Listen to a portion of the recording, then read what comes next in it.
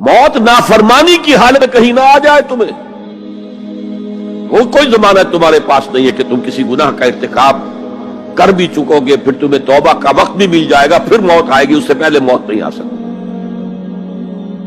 کیا معلوم عین اس گناہ کے ارتکاب کے دوران موت آ جائے. وہ موت کیسی ہوگی؟ شاید آپ کے علم میں ہو, لکھنؤ کے ایک بہت بڑے شاعر تھے اور ان کی موت بہت ہی مکروہ حالات میں واقع. رات کو 2-3 بجے, جس کو آپ انگریزی میں کہتے ہیں in the small hours of the morning, شراب خانے سے نکلے, نشے میں دھت, چکر آیا, گرے, اور ساتھ ہی بدرو جا رہی تھی گندی نالی, اس میں گر گئے, وہاں سے لاش برآمد. کیسی موت ہے یہ؟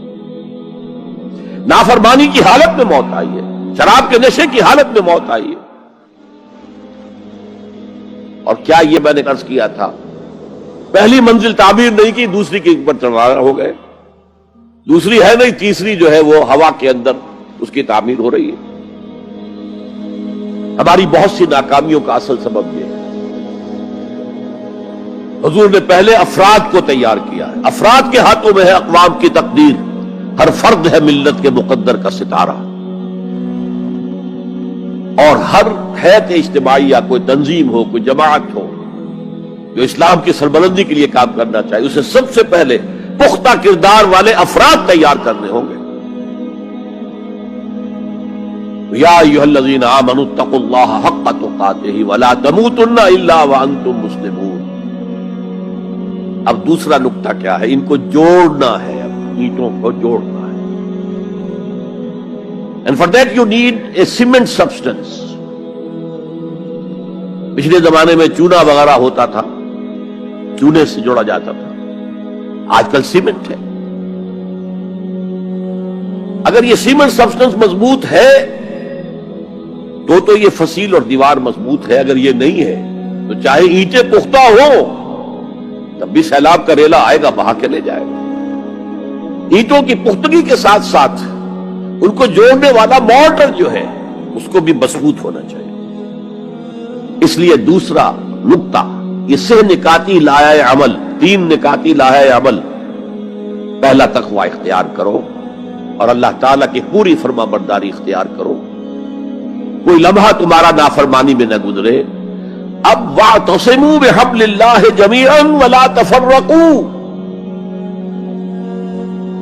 چمٹ جاؤ اللہ کی رسی کے ساتھ مل جل کر اور تفرقے میں نہ پڑو. اعتصام عصمت سے بنا, عصمت حفاظت کو کہتے ہیں. اعتصام حفاظت حاصل کرنا. جیسے آپ دیکھتے ہیں کہ کسی بچے کو اگر کوئی خوف لاحق ہو جائے, کوئی ڈرائے, وہ آئے گا, دوڑے گا, ماں کی گود میں آ کر ماں سے چمٹ جائے گا. وہ یہ سمجھتا ہے اپنے چھوٹے سے ذہن کے مطابق میں قلعے میں آ گیا ہوں. یہ دوسری بات ہے کہ کوئی شفاق انسان, جیسے فسادات ہوتے ہیں یا جیسا کچھ سن 47 میں ہوا تھا, کوئی شفاق بھیڑیا صفت انسان آئے, بچے کو کھینچے ماں کی گود سے, اچھالے اور کسی نیزے میں پرو لے. لیکن بچہ یہ سمجھتا ہے کہ میں آ گیا ہوں, پناہ میں آ گیا ہوں, قلعے میں آ گیا ہوں. تو یہ ہے اعتصام. اور عجیب بات یہ ہے کہ جو اس سورہ مبارکہ کی جو ہم نے شروع کی ہے آیات, وہاں سے ایک آیت پہلے جو ہے 10ویں رکوع کی آخری آیت, وَمَن يَعْتَصِم بِاللَّهِ فَقَدْ هُدِيَ إِلَىٰ صِرَاطٍ مُسْتَقِيمٍ. یہاں حبل اللہ نہیں ہے, جو اللہ کے ساتھ چمٹ جائے تو اس کی ہدایت تو ہو گئی صراط مستقیم کی طرف. اللہ سے جڑ جاؤ. سورہ حج کی آخری آیت کے بھی آخری الفاظ یہی ہے, وَاعْتَصِمُوا بِاللَّهِ فَأَقِیمُوا الصَّلَاةَ وَآتُوا الزَّکَاةَ وَاعْتَصِمُوا بِاللَّهِ. وہ تمہارا پشت پناہ ہے. هُوَ مَوْلَاكُمْ فَنِعْمَ الْمَوْلَىٰ وَنِعْمَ النَّصِيرُ. کیا ہی اچھا ہے وہ مولا, پشت پناہ, مددگار, حمایتی, کیا ہی اچھا ہے وہ مدد کرنے والا. تو وہاں پر بھی واعتصموا باللہ وہی لفظ یہاں آیا ومن یعتصم باللہ فقد ہدی الی صراط مستقیم. اب یہاں سوال پیدا ہوتا ہے وہ حبل اللہ کون سی ہے؟